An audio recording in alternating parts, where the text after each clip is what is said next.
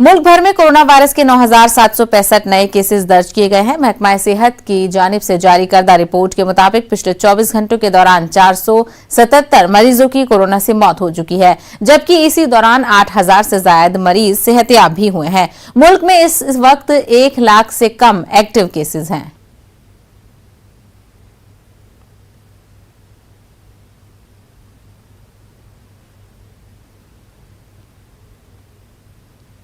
राज्यसभा अरकान की मुअत्तली के फैसले को वापस लेने की मांग पर अपोजिशन जमातें पार्लियामेंट के अहाते में मुसलसल एहतजाज कर रही हैं। आज अपोजिशन अरकान पार्लियामान ने काली पट्टी बांधकर एहतजाज किया और कर रही हैं। अपोजिशन जमातें राज्यसभा चेयरपर्सन से मुअत्तली का फैसला वापस लेने का मुतालबा कर रही हैं। ख्याल रहे कि राज्यसभा चेयरपर्सन ने मुअत्तली के फैसले को दुरुस्त ठहराया था। उन्होंने कहा था कि फैसला जवाबित के मुताबिक लिया गया है।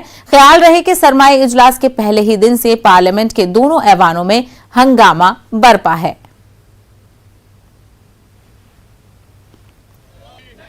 Not only black mask, black band also. The government has butchered the Indian democracy in protest against that. We are wearing this band badge and also the black mask. We will be wearing black mask and black band in the house also. And till the suspension is revoked, we will continue to wear this black. That's a token of our protest. It is clearly a protest against the activities and action taken by the government against our 12 members of parliament in Rajya Sabha. Violating all the procedure and parliamentary norms, government has suspended 12 members of Rajya Sabha.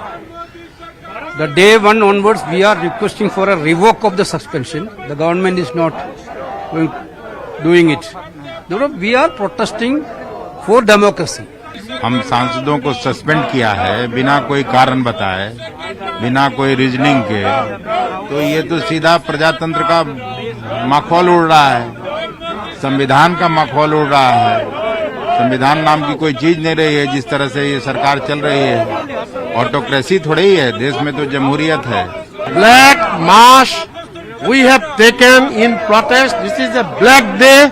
The entire Modi government has brought black day to the democracy of India, to the country, to the parliament also.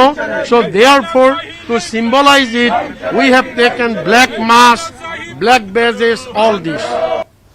तो 12 अरकान की मुअत्तली को लेकर opposition जमातों के एहतजाज में शिद्दत आती जा रही है। मजीद तफसीलात हासिल करेंगे, हमारे नुमाइंदे रवि सिसोदिया इस वक्त हमारे साथ जुड़ गए हैं। रवि, आज ब्लैक डे के तौर पर एहतजाज किया जा रहा है अपोजिशन पार्टियों का, क्या लगता है क्या मरकजी हुकूमत या फिर चेयरपर्सन ऑफ राज्यसभा इस बात को तस्लीम करेंगे?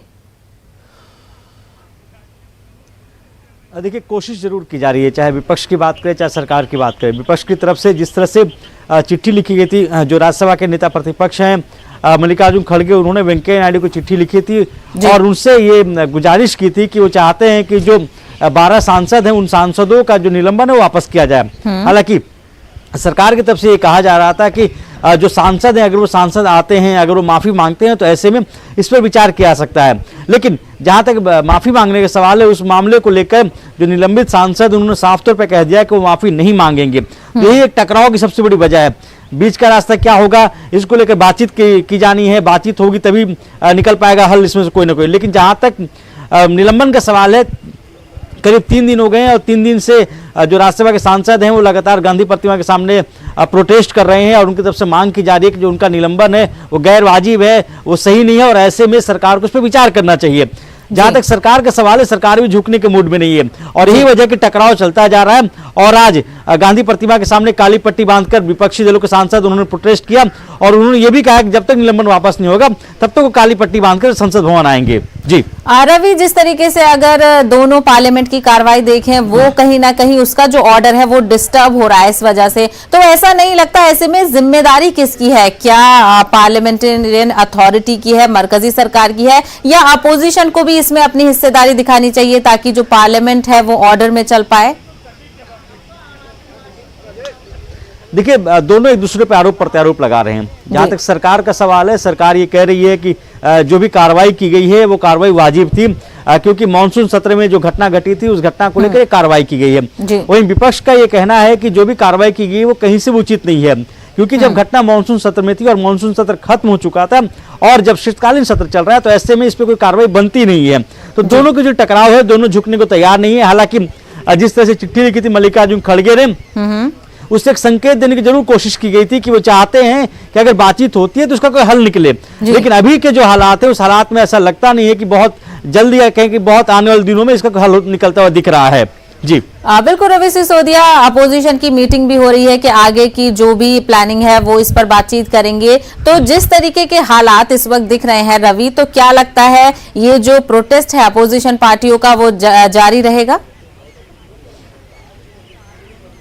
देखिए, साफ किया गया है अपोजिशन पार्टी के सांसदों की तरफ से और कांग्रेस की तरफ से भी कि जब तक जो सांसद उनका निलंबन वापस नहीं होता तब तक वो अब धरना प्रदर्शन करते रहेंगे। ये तो स्पष्ट हो गया है कि जब तक सरकार इस पे कोई फैसला नहीं लेती तब तक इनका प्रदर्शन जारी रहेगा। दूसरी तरफ से उन्होंने ये भी कहा है कि अब काली पट्टी पहनकर वो संसद भवन के अंदर जाएंगे और वहां भी एक तरह से अपना प्रोटेस्ट दर्ज कराएंगे कि जो निलंबन हुआ है गैर वाजिब निलंबन है और इस पर सरकार को विचार किया जाना चाहिए। सरकार की तरफ से एक मांग की जा रही है कि जो भी कार्रवाई की गई थी वो कार्रवाई इसलिए की गई थी क्योंकि जो घटना घटी थी मानसून सत्र के दौरान वो अनरूली बिहेवियर था और ऐसे में सरकार को कार्रवाई करनी थी। तो ये कह सकते हैं कि दोनों के जो टकराव है, टकराव खत्म होता नहीं दिख रहा, गतिरोध बरकरार है और बातचीत के टेबल पे ही इसका कोई ना कोई सॉल्यूशन निकल सकता है। जी बिल्कुल, तो ऐसी राह हमवार नजर नहीं आ रही है कि आपस में कोई बातचीत हो। और देखा जाए तो सबसे बड़ी तादाद है ये राज्यसभा अरकान की जिनको मुअत्तल किया गया है। पिछले अगर 2-3 सेशन की बात करें, वहीं ऐसा लगता है कि अब यह एहतजाज लंबा चलने वाला है और आज ब्लैक डे के तौर पर भी एहतजाज शुरू हो गया है। वहीं रवि ये भी बताते चलें कि लोकसभा और राज्यसभा की कार्रवाई भी शुरू हो गई है। आज इसका 14 दिन है। रवि, हमसे बात करने के लिए बेहद शुक्रिया।